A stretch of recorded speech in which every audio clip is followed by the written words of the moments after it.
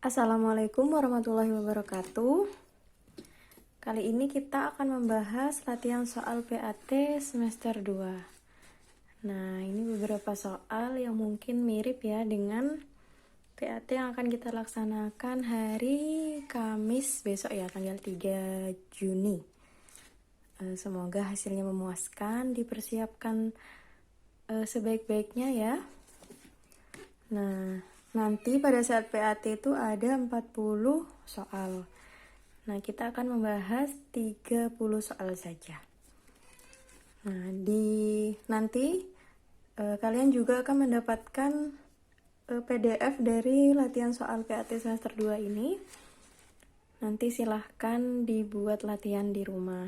Nah, selain itu, selain latihan mengerjakan soal ini, kalian juga silahkan berlatih mengerjakan tugas-tugas yang sudah Bu Anggi berikan sebelumnya.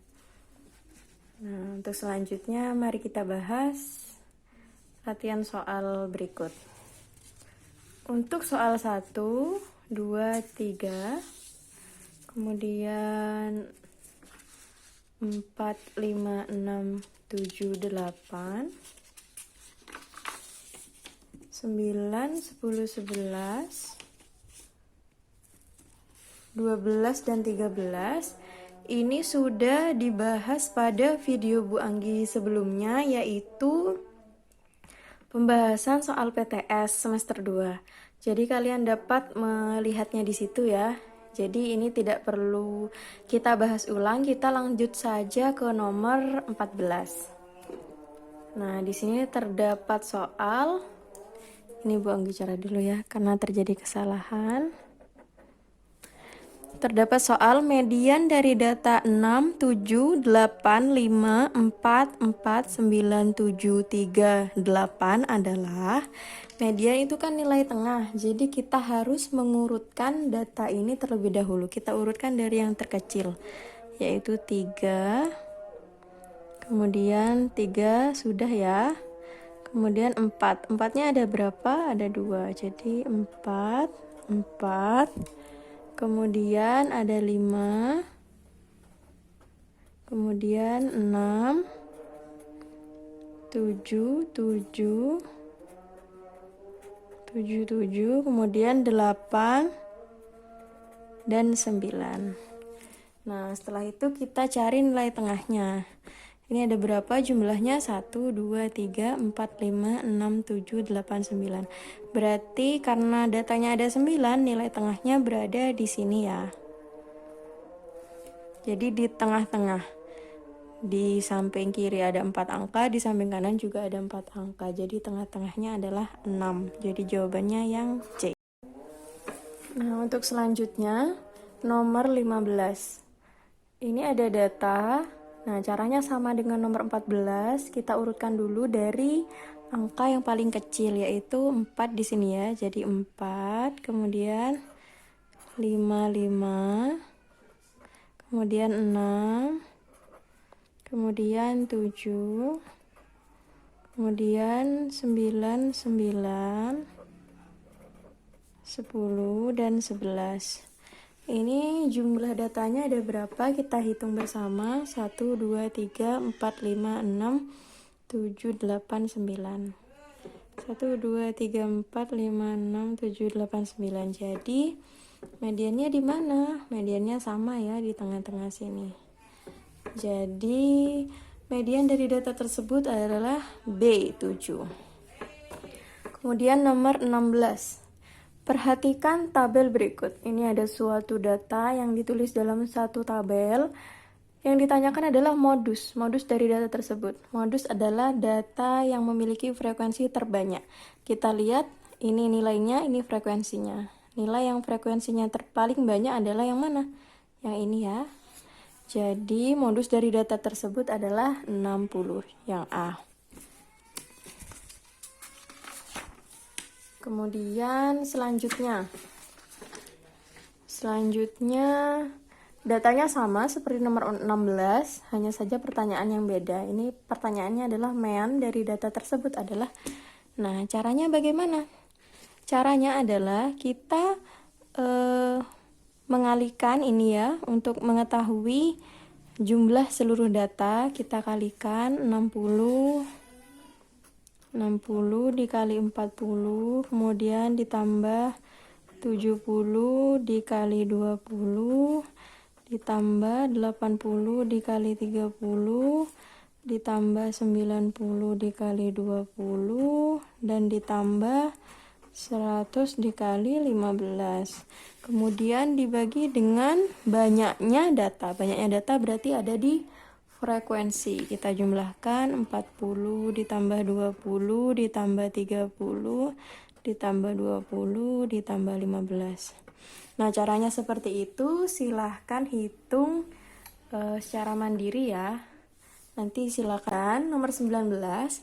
Tinggi badan dalam sentimeter 10 siswa tercatat sebagai berikut pada tabel di bawah ini. Nah, jangkauan dari data tersebut adalah, jangkauan itu apa? Jangkauan itu adalah data terbesar dikurangi dengan data terkecil. Kita lihat data terbesar di sini berapa? Ada data 150, 156, 149, 148, 157, 148, 157, 148, 158, dan 151. Data terbesarnya yang mana? Data terbesarnya adalah yang 158 ya. Kemudian data terkecilnya yang mana? Data terkecilnya adalah 148. Jadi kita kurangkan 158 dikurangi dengan 148. Hasilnya adalah 10. Ini data terbesar. Data terbesar. Ini data terkecil. Gitu ya, kira-kira begitu. Kemudian nomor 20, nilai ulangan matematika Mona dalam satu semester adalah 677, 688, 69. Selisih antara jumlah data terbesar dan terkecil dengan jumlah median dan modus adalah selisih antara jumlah data terbesar dan terkecil. Berarti ini adalah jangkauan ya. Ini adalah jangkauan dengan jumlah median dan modus. Kita mencari jangkauannya dulu. Nilai terbesarnya berapa? Atau lebih gampangnya kita urutkan terlebih dahulu ya data ini dari 6. 6-nya ada 3. Jadi 6,6,6. Kemudian 7-nya ada 2, 7,7. Kemudian 8-nya ada 2, 8,8, dan 9. Ini data yang telah kita urutkan. Kemudian kita cari jangkauannya. Jangkauannya adalah data terbesar dikurangi dengan data terkecil. Data terbesarnya adalah 9 dikurangi dengan 6 sama dengan 3. Kemudian kita cari mediannya. Median adalah nilai tengah ya. Jadi mediannya adalah, ini datanya jumlahnya ada 1, 2, 3, 4, 5, 6, 7, 8. Jadi mediannya adalah 2 angka di tengah ya, karena ini datanya berjumlah genap. Ini ya mediannya. Jadi mediannya adalah 7. Kemudian modusnya berapa? Modusnya berapa? Data mana yang memiliki frekuensi terbanyak? 6 ya. Jadi modusnya adalah 6. Nah, pertanyaannya adalah selisih antara jumlah data terbesar dan terkecil. Oh, mohon maaf ya, ini bukan jangkauan karena jumlah data terbesar dan terkecil. Ini kita coret saja. Jumlah data terbesar dan terkecil berarti data terbesar dijumlahkan dengan data terkecil. Hasilnya adalah 9 ditambah 5 adalah 15. Kemudian ini dijumlahkan juga menjadi 7 ditambah 6 sama dengan 13. Nah, yang dicarikan adalah selisih dari dua nilai ini. Jadi tinggal kita kurangi saja. 15 dikurangi 13 adalah 2. Kemudian soal selanjutnya nomor 23.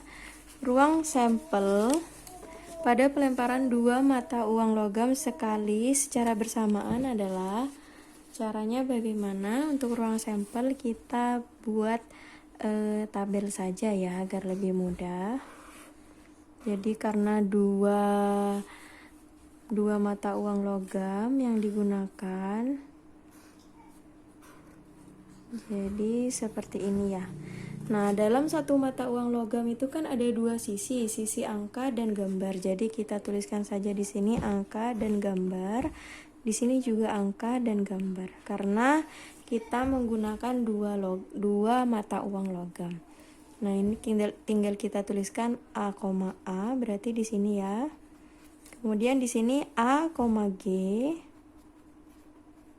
Kemudian di sini G, A. Kemudian di sini G, G. Jadi ruang sampelnya adalah yang ini, AA, AG, GA, dan GG. Jawaban mana yang benar? Ya, jawaban yang A. Kemudian, banyaknya titik sampel dari pelemparan dua mata uang logam sekali secara bersamaan adalah dari penjelasan sebelumnya, ada berapa titik sampelnya? Ada 1, 2, 3, dan 4. Berarti ada 4. Gitu ya. Kemudian nomor selanjutnya, banyak titik sampel pada pelemparan dua mata uang logam dan sebuah dadu bermata 6 secara bersama-sama adalah, ini cara mencarinya, dua mata uang logam. Berarti untuk mata uang logamnya itu yang ini tadi ya, dua mata uang logam. Ini kita tuliskan di sini untuk mencarinya. Kita tuliskan di sini A, A, G, G, A, dan G, G. Kemudian kita satukan dengan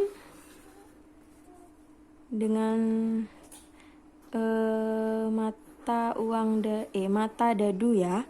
Mata dadu itu kan ada berapa titiknya? Kan ada 6. Ada 6 ya. Yang titiknya 1 ada 1. Kita tuliskan saja 1, kemudian 2, 3, 4, 5, dan 6.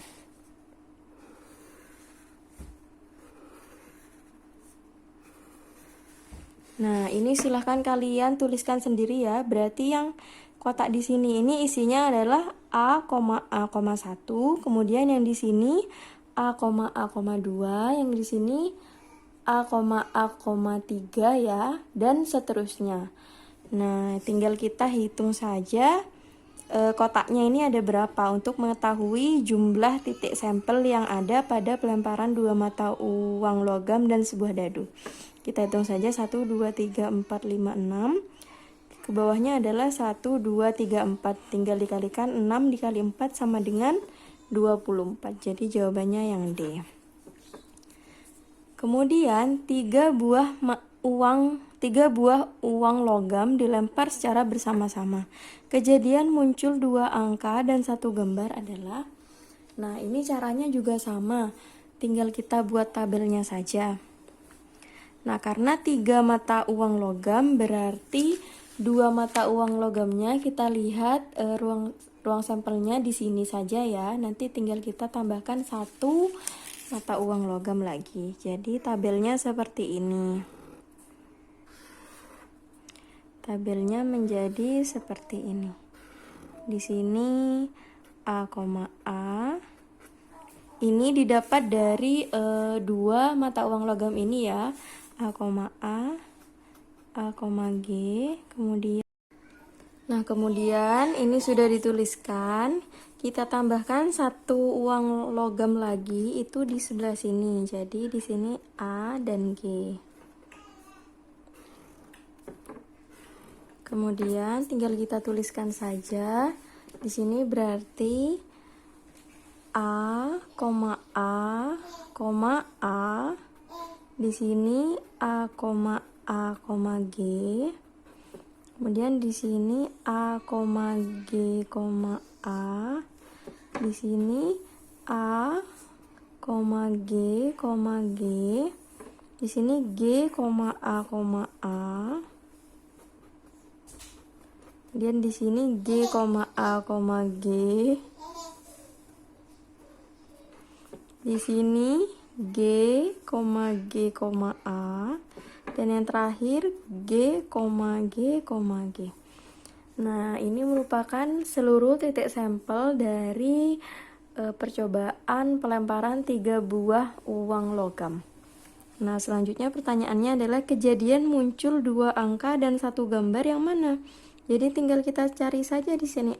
Angka kan dilambangkan dengan A, kemudian gambar dilambangkan dengan G. Jadi kita cari yang A-nya 2 dan G-nya 1. Berarti yang ini ya. Yang ini A, G, kemudian ini A, G, A. Ini bukan ya, karena gambarnya yang 2. Kemudian ini apa masuk? Ya, ini tidak ya, karena gambarnya yang 2. Ini juga tidak, karena gambarnya yang 2. Ini juga tidak, karena seluruhnya berisi gambar. Jadi hanya 3 ini saja ya. Kita cari di pilihan yang paling benar yang mana? Yang D ya jawabannya. Kemudian untuk yang selanjutnya, sebuah dadu dilempar sebanyak 87 kali. Tabel di bawah ini menyatakan frekuensi munculnya mata dadu itu. Frekuensi relatif kejadian muncul mata dadu bilangan prima adalah, nah frekuensi relatif ini didapat dari misal frekuensi relatif kejadian A. Jadi untuk mencarinya adalah tinggal kita cari kejadian A itu muncul berapa kali, kemudian dibagi dengan seluruh percobaan. Jadi untuk ini frekuensi relatif kejadian muncul mata dadu bilangan prima. Dari data ini yang merupakan bilangan prima adalah berapa? Yang merupakan bilangan prima adalah 2, 3, dan 5 ya. Kemudian kita jumlahkan frekuensi dari ketiga bilangan itu ya. Jadi 13, 4, dan 13 kita jumlahkan. Berarti di sini kejadian muncul mata dadu bilangan prima itu sama dengan 13 ditambah 4 ditambah 13. Hasilnya adalah berapa? 13 ditambah 4, 17. 17 ditambah 13 adalah 30. Kemudian ini kita bagi dengan banyaknya percobaan yang ada. Berarti kan 30. Jadi frekuensi relatifnya sama dengan 30 per banyaknya percobaan 87. Nah ini bisa kita sederhanakan, sama-sama dibagi 3 bisa ya, sehingga sama dengan 30 dibagi 3 10, kemudian 87 dibagi 3 adalah 29. Jadi jawabannya adalah 10 per 29 yang B. Selanjutnya, nomor 28, sebuah kantong berisi bola yang terdiri atas 18 merah, 12 bola biru, dan 10 bola kuning. Jika diambil sebuah bola secara acak, peluang terambil bola berwarna biru adalah, nah kita tinggal mencari NA-nya. NA-nya itu adalah, karena yang dicari bola biru ya, jadi NA-nya adalah yang ini, jadi 12. Kemudian NS-nya berapa? NS-nya tinggal kita jumlahkan seluruh bola yang ada, yaitu 18 ditambah 12 ditambah 10. Hasilnya adalah 18 ditambah 12, 30, ditambah 10 adalah 40.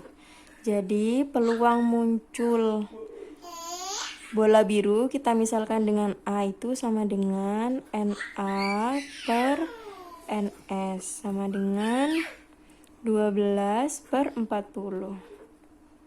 Ini bisa kita sederhanakan ya, sama-sama dibagi 4. Jadi 12 dibagi 4 adalah 3, 40 dibagi 4 adalah 10. Jadi jawabannya 3 per 10 yang C.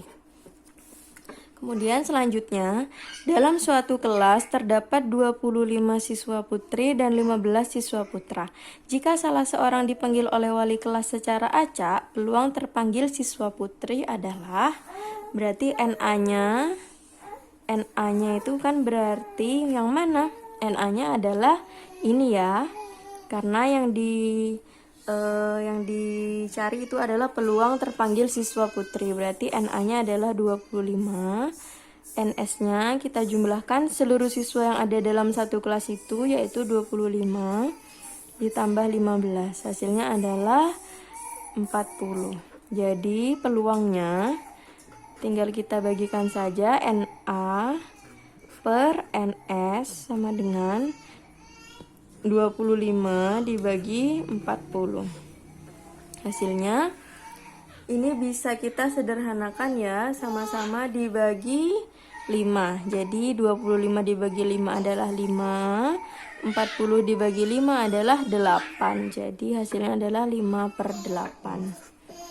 Nah, untuk soal yang terakhir, sebuah mata uang dilemparkan sebanyak 30 kali. Frekuensi harapan muncul satu gambar adalah, jadi sebuah mata uang itu dilemparkan sebanyak 30 kali.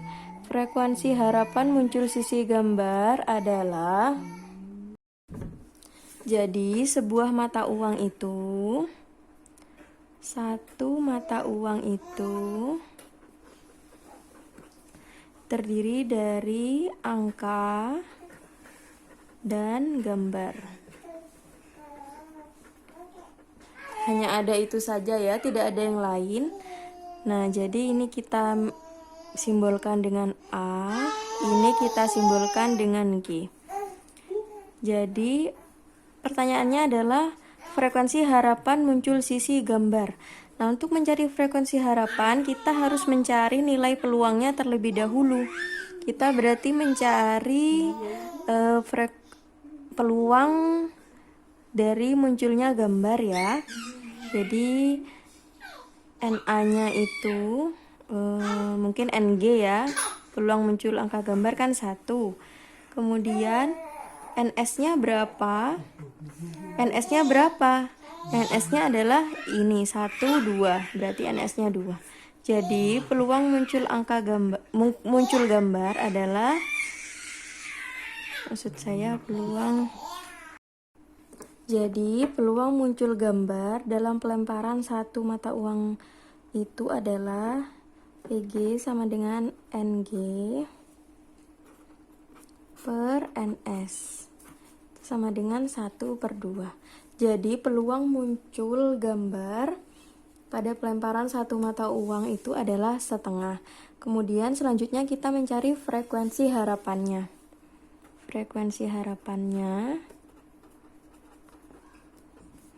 Frekuensi harapannya itu adalah nilai peluang dikalikan dengan banyaknya percobaan yang dilakukan, berarti setengah dikalikan dengan 30. Hasilnya adalah 15. Jadi frekuensi harapan muncul sisi gambar adalah 15 kali. Begitu ya kira-kira. Itu tadi pembahasan soal PAT untuk persiapan kalian ujian pada hari Kamis besok ya. Bagi yang masih memiliki pertanyaan, silahkan WA langsung ke Bu Anggi. Mungkin itu saja, kurang lebihnya mohon maaf. Assalamualaikum warahmatullahi wabarakatuh.